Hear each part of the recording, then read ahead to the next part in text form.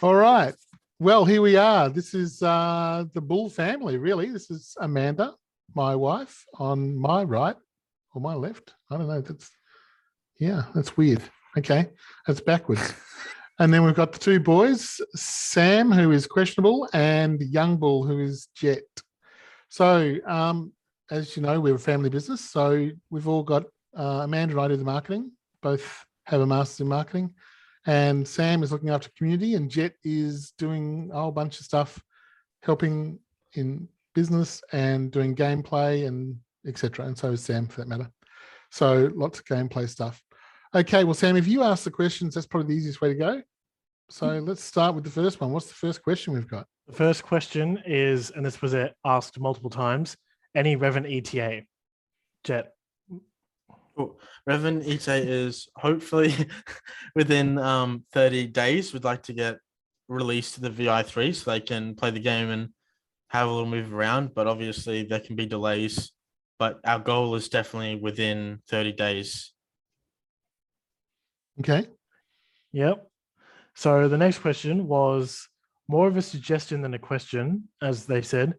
As you expand your core team, it would be great to see more diversity in the core team so that Playable becomes a truly global community. I would like to know if you already have any such plans. So, Mum, you could probably answer that. Hello. Yes, I can answer that. Well, we are, even though we are a family business, we are diverse in the sense that we welcome anyone from any walk of life to bring forward a conversation, an idea, a thought.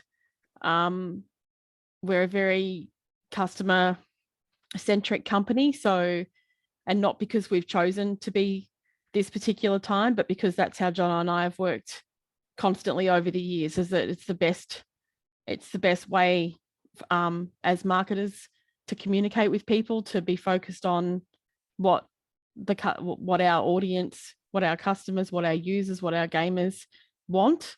As far as us growing our team, a diversity, we don't have any prerequisite of what we're looking for other than as humans, as ideas, as people, and how do we fulfill our mission across all countries, races, levels of education, age. We're open to all of it. So not too old though, not older than me.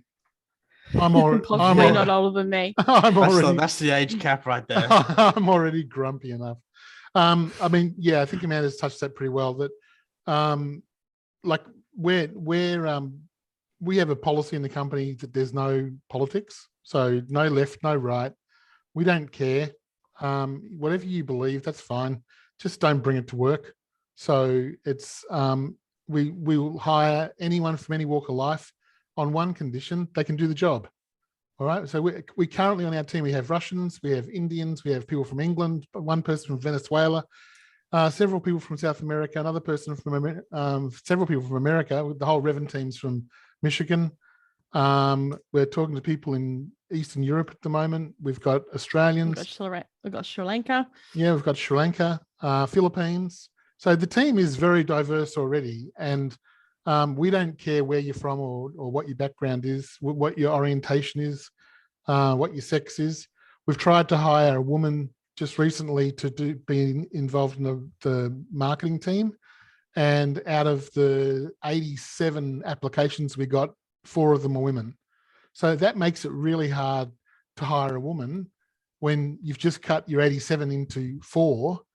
And come on, girls. Yeah, come on, girls. Can you better explain how Revan or any other game brought on will bring value back to the company and the Bull coin? Dad, you can probably answer that. Okay, so how is Revan going to impact the Bull price? The way the games impact the Bull price is because Bull is used to purchase NFTs and to enter tournaments. So we're having 2 money-making or 2 utility uses of Bull in the Revan system. The first one is all skins will be actually bought with Bull. So one of the things about this type of game is that when you play it regularly, you have to play it regularly to actually get skilled at it. So when you actually play it regularly, you get bored with the skin that's just the normal skin for the character. And so you tend to say, well, I wonder what other skins they've got. And different skins have different animations and they can have different looks and feel. So it's exciting to buy a new skin. So people, instead of using US dollars, we're going to allow them to be bought with bull. And obviously the more skins that are sold, the more bull that's needed. And that's going to diminish the bull available in the marketplace, which will hopefully raise the price. Now, we're also going to use bull to enter tournaments. So if we're having tournaments we're having two sorts of tournaments. The first one is a professional series that won't start until probably next year. But we're going to use this year to get the game fully up to scratch and all bugs out of it so it's playable professionally. And then we'll have a professional series, which will have a huge prize pool, et cetera, et cetera.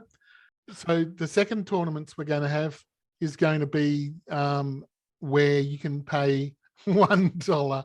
You can pay $1 or $5 or $10 to enter, and that'll be paid in bull. So even though it'll be a US dollar value, it'll be paid in bull. So whatever the bull price is. And again, as people play tournaments all the time, that's going to put a drain on the bull.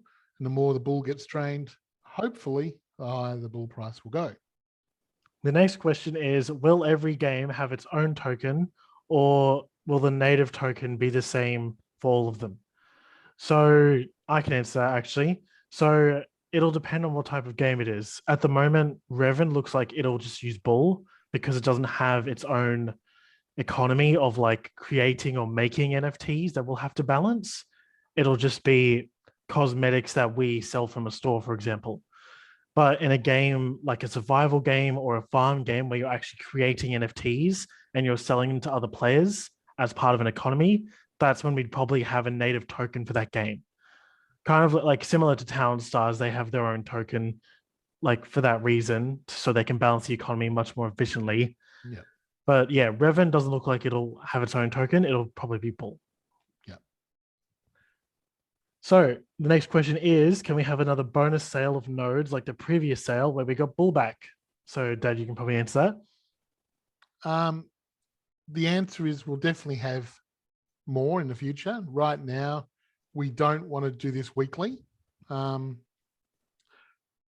People are very worried about the coin price right now, and there's no need to be. It's very early in our cycle, and everyone needs to remember at this point, I mean, we refer to Gala games purely because part of our system is copied from Gala. There's no doubt about that. But it also gives a beautiful measuring stick of what happened to them and where we are along the road. Well, we're already where they were at 9 months. So like we've taken 1 month to get where they took 9 months to get to. So it's very quickly accelerating, and we don't quite know where we're going to be in a certain period of time, but people are talking about our coin price rising all the time. Coin prices can't rise all the time. It's as simple as it gets. So we sort of just need to forget about it. So basically, these bonus sales are great, and they're very good for you guys, the community. They're actually not so good for us because it's our money we're giving away. So every time we do a bonus round, we're actually taking money away from buying games and doing other things. So I don't want to do it all the time. It will be something that's done on a fairly... It's going to be a balance. It'll be a balance, yeah, and it'll be something fairly regularly, but we certainly don't want it to be predictable, and we certainly don't want it to be every week. So the next question is, will VI3 be like an NFT that we can sell? Jet, you can answer. No, the reason we made VI3 is not tradable and you can only have one per wallet was so they weren't an investment opportunity. You only buy VI3 if you wanted to become part of the inner circle of playable games.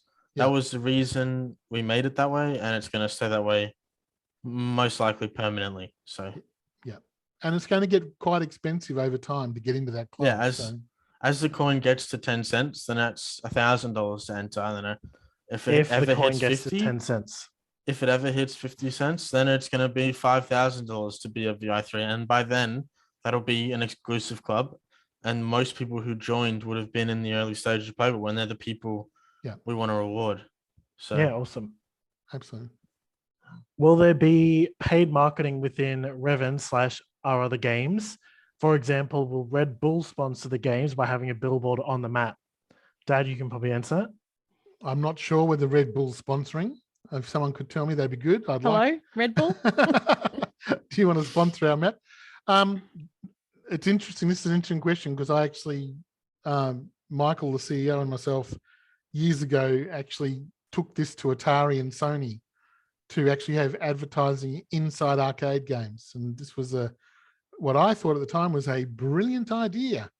And neither company would talk to us about it. We actually got into conversations with both, but neither wanted to really pursue it or go anywhere with it. So, but yeah, for years and years in video games, there's just been like, if you were driving on a F1 track and they had a Dunlop bridge, they'd put the Dunlop bridge in because it already had Dunlop on it, but they would never actually put anything else in. But our idea was, well, hey, what about if you got a character that needs to jump higher? What if he went and got some Nikes, and when he fitted the Nikes, he could jump higher? We thought that would be really good subliminal advertising. But in answer to the question, yes, definitely. That sort of stuff is very, very much in our mind, and we'll be looking at all that sort of stuff as time goes by. Remember, everything we do is not going to affect the gameplay. So an advertiser won't be able to buy a pay to win position. That's what we're trying to do. Yeah, awesome. So the next question is, when will the second game be announced? I didn't know we had a second game we're announcing, but yeah, Jay, you can answer that. Oh, my little. Okay, so at the moment, stop laughing, Dad. You make me laugh now. Okay, at the moment we have several games we're speaking to. We're talking to a card game, a metaverse, and then we're also searching for, if you guys know any, an RTS game and a battle royale game. And we're looking like, so basically we haven't picked our second game yet, but we are looking at multiple and trying to figure out which one we want the most. And we're doing our research to make sure it's a good game. Yeah. We're not wanting to rush into any second or third game. We are trying to not take our time, but make sure it's a good fit for us and that it's a good game and has a good foundation. Exactly. And we're developing systems at the moment where Daniel's helping us put together a whole series of checklists to make sure we don't buy a dog. Because the last thing you guys want to hear is, oh yeah, we spent $2 million or $3 million buying this particular game. Oh, and by the way, we got conned. They built 1 kilometer of map and they told us they built 25 kilometers of map. And so, we find out later. We're getting procedures and stuff in place to make sure that doesn't happen. Exactly. And Daniel, our president or head of games, is doing that. Head of games. So the next question is, what is the short and long-term marketing plan of the company? So Mum, our Masters of Marketing, can probably answer that. Hello, the $1 million question. Yes. So as far as marketing goes, I've heard on the grapevine that we're a little bit quiet. And when are we starting marketing? I know, I love that. When are you guys starting? When marketing? And we, as Jono just said, we've come a long way in a very short time. So what was a 12 to 18 month plan has now been brought forward to probably 2 months, maybe a little bit longer. And so to do that, we've had to engage a lot of outside consulting, and especially in the areas of where they've got expertise in crypto, in gaming, and in growth marketing. So as I said, what looks like we're very quiet in that department, we're actually not. There's a lot of work that's been going on. We're like ducks. Behind the scenes. Sorry? We're like ducks. We're smooth on the surface, but underneath they're going really fast. Okay, we're like ducks. We're like ducks. I like mine, where it's like we're making a mega film and there's all these pieces happening and there's a lot happens before anyone gets to see anything on the screen. So exactly, that's exactly right. And a lot of the stuff we do doesn't. Sorry for cutting you off. A lot of the stuff we do. Not. a lot of the stuff we do doesn't ever get seen. Like, on day 3, someone said, oh, you guys know nothing about Twitter. And here we are a month later with 4,200 followers. So like we know a little bit about Twitter. We wouldn't consider ourselves Twitter, like the best Twitter people in the world, but we certainly understand how things work. And so a lot of the stuff you're going to, you'll never actually see working because that's what marketing does. It works behind the scenes. Sorry, Amanda, keep going.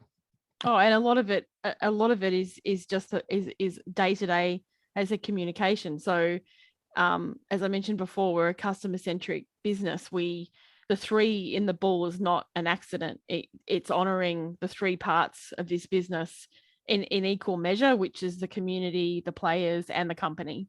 So, whenever we go into a part of the business, we're always asking, what would each of those communities be wanting to see? And I said, in this particular case, often we don't have access to community, like to customer voice, but in this case, we absolutely do. We've got, as I said, we've got from the second we started, we launched, we've been listening to customer voice and we've been engaging with customers. So, and we're going to use that intel.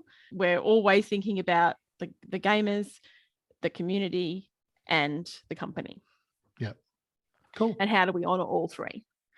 That is great to hear that we actually know what we're doing. Love that. So the last question we that have we an have idea. today, yes, we have we have a bit more than an idea. So this is a big question, but so I'll just put it into 2 parts. The first part is, when can we expect the first NFTs to be released?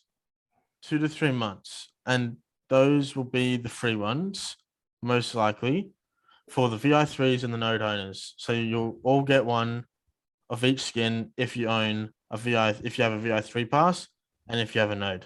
Yep. There's actually one NFT coming before that, and that's Revan's doing a special NFT just for their play testers. And we're not quite sure of the final number there. I thought it was around 200. It's a bit more than that. It's going to be about 800, we think. So, yeah. But there's been a lot of play testers that have helped Revan get to where it's at. And the team at Revan want to honor those people and say, thank you. And that's a free one as well. And that's going to be a very, very cool skin they've started designing. Right, they're actually working on it right now. So the second part of that big question is, will node holders and VI3 members have some freebies? Yes. A node owner and a VI3 will get 1 NFT per game for each one. So if you own a VI3 and a node owner, then you will get 2 skins, and they will be unique to the node owners and to the VI3s. Yep. So will they always be skins, or will they just be an NFT? That is just depending on the game. Yeah, that'll be to be determined. Cool. And so for Revan, it's a skin, guaranteed. Yeah, but it might be. And then for other later games, we don't know. Yeah, it might be a weapon, or it could be clothing, or it could be a number of different things. But cool. At the moment, skins are certainly the simplest. And since we're trying to go fast, that's possibly the easiest way to do it. Yes, that was the last question that I had. Well, not that I had, that the community had, but we compiled them. So thank you all for coming. Wow, it's so nice to see you all after not seeing you for a couple of minutes. Amazing. Thanks, guys. See you soon. See you guys. Thank you. Bye. Bye. Bye.